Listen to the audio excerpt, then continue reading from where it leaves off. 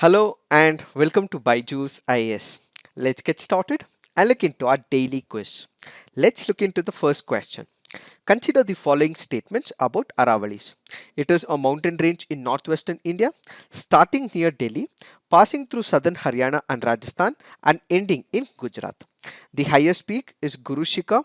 It is the oldest range of fold mountains in India. Which of the above statements is or correct? The answer to this is 1, 2, and 3. Why have we taken this practice question? Because of the reference given in this article. When you look into the article, it says, allow us to resume mining in Aravali Hills, Haryana tells Supreme Court. When you look into the background to this particular issue, we have three states along the Aravali range. Which are the three states? One is Rajasthan, the other is Gujarat, and the third is Haryana. What is happening in this particular region? When you look into this particular Aravali range, there are number of forests. These forests are acting as a protective barrier. One is it is increasing the forest cover, providing the ecological balance in the system, and at the same time ensuring that the dust storms does not reach Delhi as it is acting as a protective barrier. But what is the major issue right now? When you look into this particular region, let's say for example Haryana, there is also a part of the Aravali range.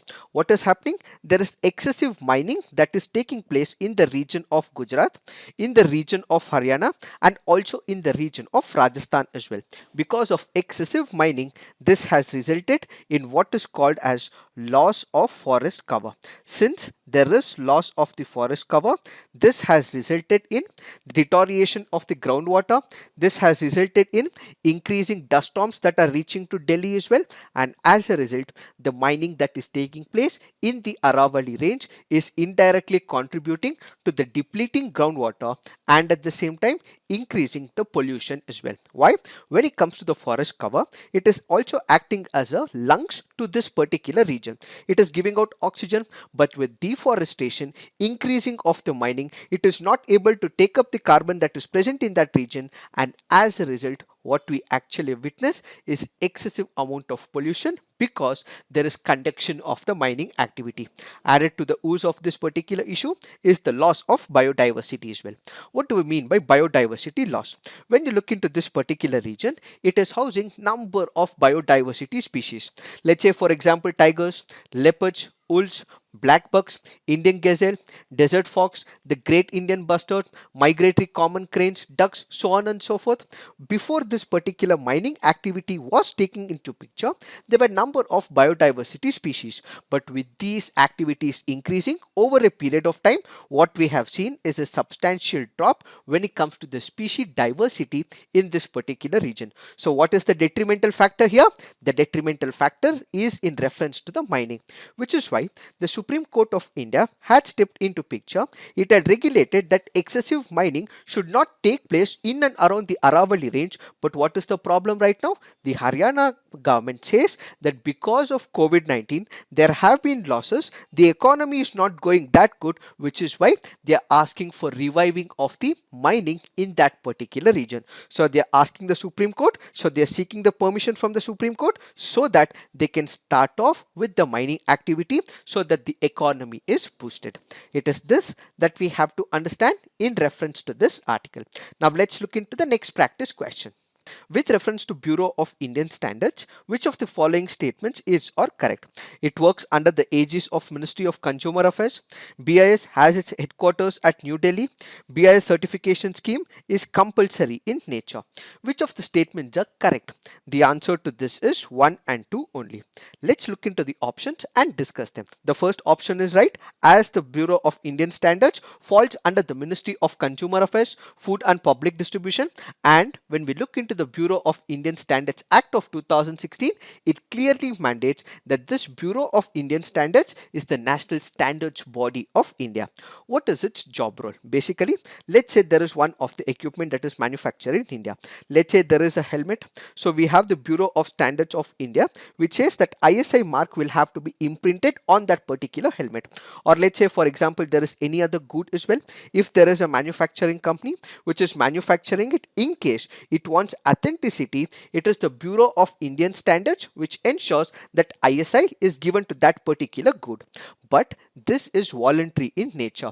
The BIS certification scheme is voluntary in nature and it is not compulsory. However, do remember there might be some products, there might be some goods as well, where under the Bureau of Indian Standards Act of 2016, the government can make it compulsory. So it is not compulsory by default for everything, but the organization or an industry can go for it because it is a voluntary one, and this will give a standard benchmark to that particular industry. But if the government decides that a particular product should require this certification, that is when it can make it compulsory. By default it is not compulsory, but the government can ask or can bring a product under the ambit of compulsory certification. Why have we taken this practice question? Because of the reference given under this article. Now let's look into the next practice question. Consider the following statements. Disputes relating to election of members of parliament falls under original jurisdiction of the Supreme Court. A lame duck session is conducted after election of new members but before they are installed. Which of the above statements is or incorrect? Since it is asking for the incorrect statement, the answer to this is one only. Why? That is because whenever there is a dispute with respect to the member of state legislature or member of the parliament, the original jurisdiction is not the Supreme Court of India, but instead it is the High Court of the respective states. So what do we have? Since the first statement is wrong, the answer to this is one only. The second statement, a lame duck session is conducted after election of new members but before they are installed, is correct. Why have we taken this practice question? Because of this article which speaks about assembly elections. So what comes under the original jurisdiction of the High Court? Matters of admiralty, will, marriage, divorce, company laws and contempt of court comes under the original jurisdiction of the High Court. Disputes relating to election of members of parliament and state legislature comes under the original jurisdiction of High Court. Regarding revenue matter or an act ordered or done in revenue collection, enforcement of fundamental rights of the citizens, cases ordered to be transferred from a subordinate court involving the interpretation of constitution to its own file, all of this comes under the original jurisdiction of the High Court. Now what is this lame duck session? It refers to the last session of the existing Lok Sabha after a new Lok Sabha has been elected. Those members of the existing Lok Sabha who could not get re-elected to the new Lok Sabha are called as lame ducks. So the last session of the existing Lok Sabha after a new Lok Sabha has been elected is what is called as the lame duck session. Now let's look into the next practice question. Strait of Hormuz is a channel linking Gulf of Aden with Gulf of Oman, Persian Gulf with Gulf of Oman, Persian Gulf with the Gulf of Aden, Gulf of Oman with Gulf of Aqaba. The answer to this is Persian Gulf with the Gulf of Oman. Why have we taken this practice question?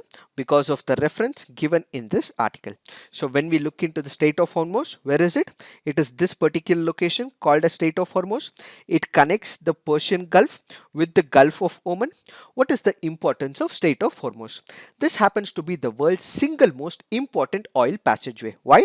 Because most of the countries in and around it, let's say for example Saudi Arabia, Qatar, Kuwait, Iran, export their oil products along this passageway, which happens to be one of the important passageway for the oil export. Around 1/6 of the world's oil moves through this particular strait, traveling by sea. The strait is the only means of transporting both the goods and the people to the rest of the world. That is why this particular region becomes a very important strategic choke point when it comes to this particular region. Now let's look into the next practice question. The Global Infrastructure Facility is an ASEAN initiative to upgrade infrastructure in Asia and financed by credit from the Asian Development Bank, World Bank collaboration that facilitates the preparation and structuring of complex infrastructure, public-private partnerships to enable mobilization of private sector and institutional investor capital. Third option, collaboration among the major banks of the world working with OECD and focused on expanding the set of infrastructure projects that have the potential to mobilize private investment. Fourth option, UNCTAD funded initiative that seeks to finance and facilitate infrastructure developments in the world. So the Global Infrastructure Facility is in reference to the World Bank collaboration that facilitates the preparation and structuring of the complex infrastructure, public-private partnerships that enable mobilization of the private sector and institutional investor capital. What is this Global Infrastructure Facility? As the very name denotes, it is about infrastructure development. This brings on a common platform the governments, multilateral developmental banks, private sector investors and financiers as well. So what would happen? This is a PPP type of project where they all come together, collaborate on a single platform, prepare, structure and implement some of the complex projects which cannot be taken up by a single institute. Let's say there is a private organization, it cannot take it all alone. We have the government, it may not be in a position to take all on. So what we have is a collaboration of the government, the private sector investors and financiers so that they can initiate an infrastructure project. Now let's look into the fact of the day. The topic for today is Global Bio India. What is this program all about?